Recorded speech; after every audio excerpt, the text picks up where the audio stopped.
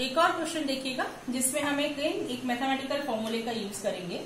मान लीजिए आपको एक ट्रिग्नोमेट्रिक फंक्शन का इंटीग्रेशन दिया गया है 10x sec x plus 10x, इसका इंटीग्रेशन करना है। अब इसको सॉल्व करने के लिए अभी डायरेक्टली आप इसको सॉल्व नहीं कर सकते, इसको आप तोड़ भी नहीं सकते क्योंकि न्यूमरेटर में सिंगल टर्म है। इससे पहले जो अपन ने क्वेश्चंस देखे थे उसमें न्यूमरेटर में 2 टर्म्स थे, तो हमने उसको 2 टर्म्स में ब्रेक कर दिया था। इस कंडीशन में कोई भी ऐसी चीज हम नहीं कर सकते, इसीलिए हम इसको क्या करेंगे, इसको सॉल्व करने के लिए हम न्यूमरेटर और डिनोमिनेटर दोनों को मल्टीप्लाई करेंगे एक टर्म से जो कि है sec x minus 10x।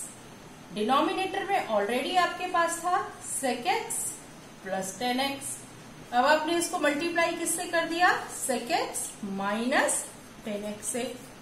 Multiply और डिवाइड दोनों आपने कर दिया sec x माइनस 10x से।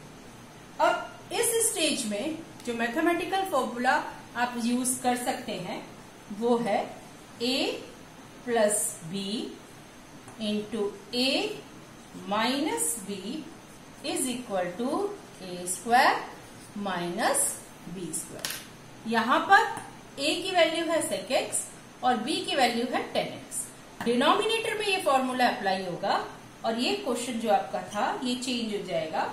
इस ब्रैकेट को भी हम साथ के साथ ओपन कर लेते हैं। 10x into sec x minus 10x into 10x is 10 square x divided bye sec x plus 10x sec x minus 10x। इसमें हमने इस फॉर्मूले को यूज किया तो आ जाएगा sec square x minus 10 square x dx। Clear. लेकिन sec square x minus 10 square x इसकी वैल्यू क्या होती है 1, तो ये क्वेश्चन आपका बदल जाएगा integration 10x sec x minus 10 square x dx। ये कैसे आया, क्योंकि हमने यहां पे यूज किया sec square x minus 10 square x is equal to 1। जब आपने इसको यूज किया तो डिनोमिनेटर वाला टर्म आपका 1 हो गया और सीधे आपको ये इक्वेशन मिल गया। अब इंटीग्रेशन 10x sec x क्या होता है, sec x minus 10 square x। Integration आप करेंगे 10 स्क्वायर x का, 2 टर्म्स में तोड़ ले सकते हैं इसको। पहला टर्म है 10x sec x, उसका हो जाएगा इंटीग्रेशन sec x, और इंटीग्रेशन 10 स्क्वायर x क्या हो जाएगा, इसको अगेन हमने sec स्क्वायर x माइनस 1 के टर्म में ब्रेकअप किया तो ये आपको मिलेगा minus 10x plus x plus c। तो ये जो क्वेश्चन था इसको सॉल्व करने के लिए आपने फॉर्मूला यूज किया a plus B a minus B a square minus b square. 10 square x को 10x प्लस x में कैसे ब्रेक किया, ये मेरा इससे पहले वाला जो वीडियो है उसमें आपको बताया हुआ है। इंटीग्रेशन 10 स्क्वायर x अपन ने वहां पर भी किया था, जहां पर अपन ने 10 स्क्वायर x को ब्रेकअप किया था sec स्क्वायर x माइनस 1 में। तो sec स्क्वायर x माइनस 1 में इसको ब्रेकअप करने के बाद जब हम सॉल्व करते हैं तो हमारे पास आता है 10x प्लस x। क्लियर। कई बार जब कॉम्प्लिकेटेड इंटीग्रेशन की डेरिवेशन आपको इंटीग्रेट करना होता है तो वहां पर हम सब्स्टिट्यूशन मेथड का यूज करते हैं। व्हाट इज सब्स्टिट्यूशन मेथड, जैसे मान लीजिए आपको क्वेश्चन दिया गया हो integrate e to the power 12x dx। अब हमारे पास जो फॉर्मूला है जो हमें पता है वो क्या है, integration e to the power x dx is equal to e to the power x। ये फॉर्मूला तो आपको पता है, लेकिन यहां पर जो पावर आपको दिया हुआ है वो क्या है 12x। अब इसको सॉल्व करने के लिए हम मान लेते हैं लेट 12x इक्वल t। यहां पर हमने ये सपोज कर लिया कि जो पावर है 12x उसको हमने क्या ले लिया t ले लिया।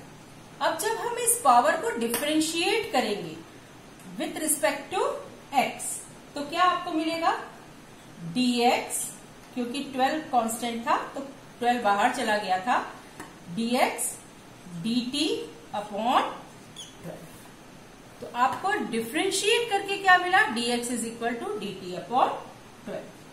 अब इन दोनों चीजों को हम इस क्वेश्चन में यदि सब्स्टिट्यूट करें तो हमारे पास क्या आएगा, integration e to the power 12x dx is equal to integration e to the power of 12x को अपन कैसे लिख सकते हैं, e to the power of t, क्योंकि 12x की जगह पे क्या हो गया, t हो गया, और dx की जगह पे क्या हो जाएगा, इंटू dt अपॉन 12। अब इसमें से आप 1/12 को बाहर ले सकते हैं क्योंकि ये कांस्टेंट है, तो आपके पास अंदर क्या बचेगा, e to the power t into dt। अब ये उसी तरीके से सॉल्व होगा जैसे पावर जब x होता था तब सॉल्व होता था। तो ये क्या मिलेगा, 1/12 into e to the power t। अब इस स्टेज पर आके हम t की वैल्यू को इस इक्वेशन से यहां पर सब्स्टिट्यूट कर देंगे। तो ये क्या मिलेगा, 1/12 into e raise to the power of 12x plus c। तो इस मेथड में आपने देखा कि हमने 12x को सब्स्टिट्यूट कर दिया t से और फिर हमने इस इक्वेशन को सॉल्व किया। तो जब हम सब्स्टिट्यूट करते हैं इंटीग्रेशन में किसी भी टर्म को किसी दूसरे टर्म से या किसी भी वेरिएबल को किसी दूसरे वेरिएबल से, तो उस कंडीशन में हम इस मेथड को कहते हैं सब्स्टिट्यूशन मेथड। एक और क्वेश्चन देखिएगा जिसको भी हम सब्स्टिट्यूशन मेथड से ही सॉल्व करेंगे। मान लीजिए आपको दिया गया हो integrate cos ax plus b, इसका आपको इंटीग्रेशन करने दिया गया हो। अब आपको cos x का इंटीग्रेशन तो पता है, लेकिन cos ax प्लस b जब आपको दे दिया गया तो आप इसको डायरेक्टली इंटीग्रेट नहीं कर सकते। इस कंडीशन में हम सब्स्टिट्यूशन मेथड यूज करेंगे, that is let ax plus b equal t। जब ax प्लस b का हम डिफ्रेंशिएशन करेंगे तो हमें क्या मिलेगा, a कांस्टेंट है तो a dx is equal to, ये प्लस b जो है वो कांस्टेंट है, कांस्टेंट का डिफ्रेंशिएशन 0 हो जाएगा, तो a dx is equal to dt और dx is equal to dt upon a। ठीक है, अब इन दोनों चीजों को हम इस इक्वेशन में सब्स्टिट्यूट करेंगे। So integration cos of ax plus b dx is equal to integration cos of t। ax plus b की जगह पे हमने क्या ले लिया, t, और dx की जगह पे हम क्या ले लेंगे, dt अपॉन a। अब 1/a कांस्टेंट है, इसको आप बाहर निकाल लीजिए, integration cos t into dt। जब आप इसको सॉल्व करेंगे तो इसके लिए हम लोग फॉर्मूला यूज करेंगे, वो फॉर्मूला आपको मैं पहले ही बता चुकी हूं, that integration cos x dx is equal to sin x। तो यहां पर इस फॉर्मूले को यदि हम यूज करेंगे तो हमारे पास क्या आएगा, 1/a integration cos t dt is equal to 1/a sin t। अब इस स्टेज में आप t की वैल्यू को सब्स्टिट्यूट कर सकते हैं। This will be equal to 1/a sine of t की वैल्यू क्या आएगी, ax plus b plus c। तो आपका जो क्वेश्चन था cos ax प्लस b, उसका आंसर आया इंटीग्रेट करने पे 1/a sign ax plus b। लेकिन इस स्टेज में हमने क्या किया, हमने एक सब्स्टिट्यूशन मेथड का यूज किया है। नेक्स्ट क्वेश्चन देखिएगा, मान लीजिए आपको दिया जाए integrate e to the power x divided by e to the power x plus 1। यदि आपसे कहा जाए कि इसका इंटीग्रेशन आपको करना है, अब यहां पर पावर तो x ही है तो हम पावर का सब्स्टिट्यूशन तो नहीं कर सकते, लेकिन फिर भी इस इक्वेशन को सॉल्व करने के लिए हम सब्स्टिट्यूशन मेथड का यूज कर सकते हैं। कैसे? यहां पर हम लेंगे let e to the power x plus 1 equal t। इसको जब हम डिफ्रेंशिएट करेंगे तो e to the power x का डिफ्रेंशिएशन क्या होगा? ex dx is equal to dt। और ये आप दोनों इक्वेशंस को यूज करेंगे किसमें? इसमें। अब आप जब सब्स्टिट्यूट करेंगे तो आपको क्या मिलेगा? Integration of ex e to the power x plus 1 dx is equal to e to the power x। dx की जगह पे हम क्या लिख सकते हैं? Integration of dt divided by e to the power of x plus 1 की जगह पे आप क्या लिख सकते हैं? t। तो ये क्या हो गया आपका? 1/t into dt। और हमारे पास जो फॉर्मूला है ऑलरेडी हमने पढ़ा हुआ है, that is integration of 1/x dx is equal to log x। इस फॉर्मूले का एप्लीकेशन यदि हम इस स्टेज पे करें तो ये किस में बदल जाएगा? This will change to integration of 1/t dt will give you log of t। अब t की वैल्यू इस स्टेज में आप सब्स्टिट्यूट कर दीजिए। This will equal to log of e to the power x plus 1 plus a constant term. So what we have done, we have resolved this equation or solved this equation using substitution method. Next question is based on substitution method in which log is involved. If we have integration log x upon x dx, आपसे कहा जाए integrate log x upon x dx, तो यहां पर हम substitution क्या करेंगे? Let log x equal t। Differentiation करने पर आपको क्या मिलेगा? 1/x dx is equal to dt।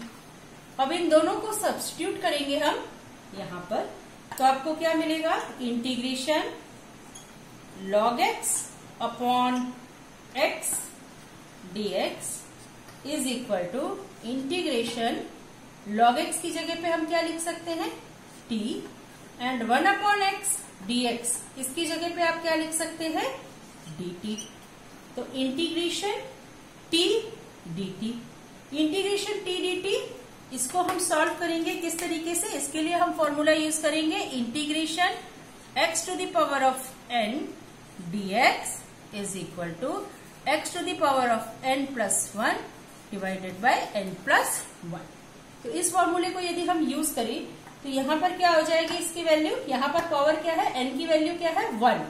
तो ये हो जाएगा t 1 plus 1 divided bye 1 plus 1 which will give you t square 2। यहां पर ये इसकी वैल्यू जब आप सॉल्व करेंगे तो अब t की वैल्यू को हम सब्स्टिट्यूट कर सकते हैं किससे? log x से। तो ये हो जाएगा log x square divided by 2 plus c। तो ये आपका फाइनल आंसर आया, मतलब integration log x upon x क्या आया आपका? log square x upon.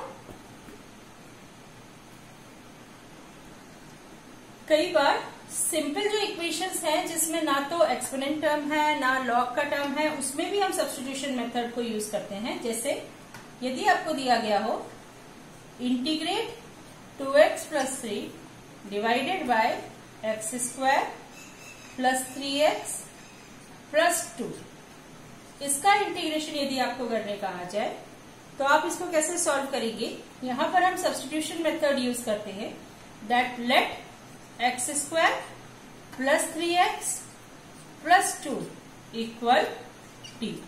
इसका जब आप डिफ्रेंशिएशन करेंगे तो आपको क्या मिलेगा? 2x plus 3 dx is equal to dt। अब इन दोनों टर्म्स को हम यूज करेंगे इस इक्वेशन में। तो आपके पास क्या था? 2x plus 3 divided by x square plus 3x plus 2 इसका आपको इंटीग्रेशन करना था।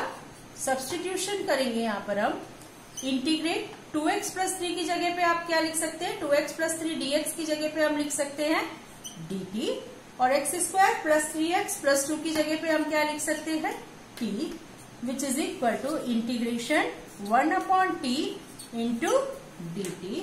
अगेन यहाँ पर जो हम फॉर्मूला यूज करेंगे that will be integration 1/x dx is equal to log of x। इस फॉर्मूले को यहाँ पर अप्लाई करेंगे तो आपको क्या आंसर मिलेगा, this is equal to log of t।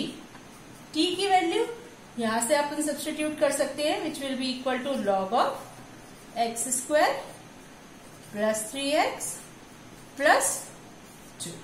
So your answer will be log x square plus 3x plus 2 plus c।